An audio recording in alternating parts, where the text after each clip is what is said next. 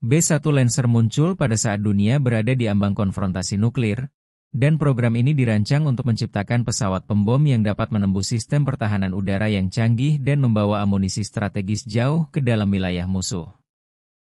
Proyek ini dianggap sebagai salah satu yang paling ambisius dan mahal dalam sejarah penerbangan militer Amerika Serikat. Meskipun demikian, perjalanan untuk mewujudkan B-1 Lancer tidaklah mudah. Program ini mengalami banyak tantangan, mulai dari pembatalan hingga kebangkitan kembali. Bahkan setelah pesawat memasuki layanan, banyak yang meragukan efektivitasnya.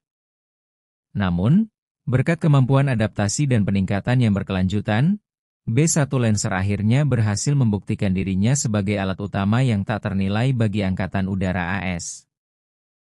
Awal mula proyek B-1 dimulai pada awal 1960-an, tak lama setelah insiden penembakan pesawat U-2 Dragon Lady milik Amerika Serikat oleh Uni Soviet, yang mengguncang komunitas intelijen AS. Insiden ini mendorong perubahan besar dalam kebijakan, prosedur, dan protokol keselamatan militer AS. Pada awalnya, tujuan utama dari program ini adalah untuk menciptakan pembom yang dapat menggabungkan jangkauan dan muatan besar dari B-52 Stratofortress yang legendaris, dengan kecepatan Mach 2 seperti B-58 Hustler, yang diperkirakan mampu menghindari deteksi dan mencegah intercept oleh Uni Soviet. Namun, kemunculan rudal permukaan ke udara SA-2, S-75 Dvina, membuat rencana ini terhambat. Dengan ancaman rudal tersebut yang semakin meningkat, Angkatan Udara AS mulai beralih ke pengembangan pesawat pembom yang dapat melakukan penetrasi pada ketinggian rendah. Menggunakan teknik terbang rendah untuk menghindari deteksi radar, pesawat bisa memanfaatkan topografi medan, seperti lembah dan bukit, untuk mengganggu radar musuh. Pembom B-52, meskipun tidak dirancang untuk misi terbang rendah, memiliki fleksibilitas yang cukup untuk beradaptasi dengan misi semacam itu berkat kapasitas bahan bakarnya yang besar dan sistem pengacau radar yang efektif. Pada tahun 1961, Angkatan Udara AS memulai studi pertama untuk pesawat pembom ketinggian rendah subsonik, yang akhirnya mengarah pada pengembangan desain pesawat yang lebih mirip dengan pesawat penumpang daripada pembom, dengan sayap menyapu besar, sayap tail, dan mesin bypass tinggi. Seiring berjalannya waktu, berbagai desain serupa dikembangkan, seperti pesawat serang jarak jauh Ursa dengan sayap sapuan variabel. Konsep ini berkembang menjadi pesawat dengan jangkauan lebih dari 10.000 mil dan kapasitas muatan hingga 10.000 lb. Pada tahun 1963, Angkatan Udara AS mulai menyesuaikan program ini menjadi sistem serang presisi yang lebih fokus pada penerbangan kecepatan tinggi dan tinggi, menggabungkan kemampuan serupa dengan F-111. Program ini berubah menjadi program pesawat strategis AMSA, Advanced Managed Strategic Aircraft, pada tahun 1964, yang dipandang sebagai proyek ambisius namun penuh tantangan. Meskipun pesawat ini dipandang sebagai jawaban atas ancaman nuklir, Menteri Pertahanan Robert S. MCHE Pronunciation Namara lebih memilih pengembangan rudal balistik antar benua, ICBM, dan menilai bahwa pembom baru ini terlalu mahal dan tidak diperlukan. Program AMSA sempat dihentikan pada tahun 1968, namun pada masa pemerintahan Presiden Nixon, proyek ini kembali dilanjutkan dengan penekanan pada fleksibilitas respons militer. Pada 1969, setelah banyak perselisihan mengenai arah program ini, pesawat tersebut akhirnya diberi nama B-1A. Desainnya menghadapi banyak kendala, termasuk masalah biaya yang meningkat tajam dari $40 juta pada 1970 menjadi $70 juta pada 1975.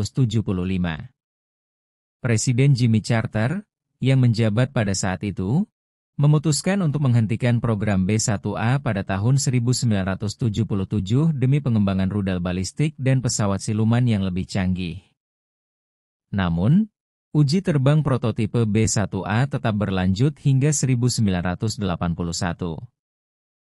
Ketika Ronald Reagan terpilih sebagai presiden, ia menghadapi dilema serupa mengenai kelanjutan B-1 atau menunggu pengembangan pesawat siluman yang lebih canggih.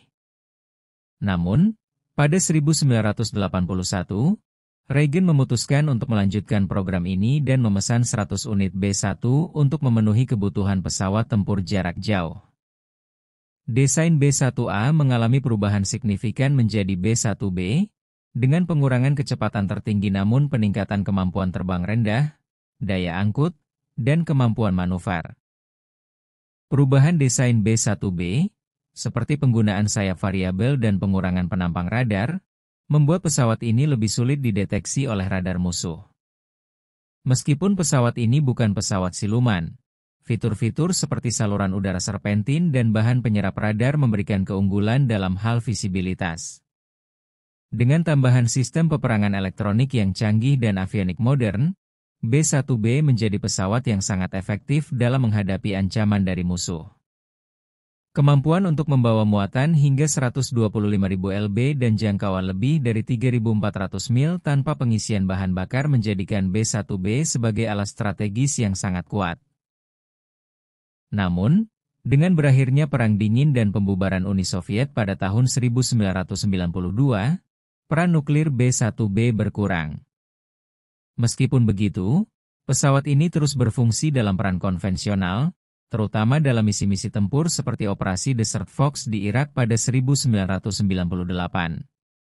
Dengan kemampuan untuk membawa senjata pintar dan akurat, B-1B menjadi pahlawan yang tak terduga dalam pertempuran jarak jauh.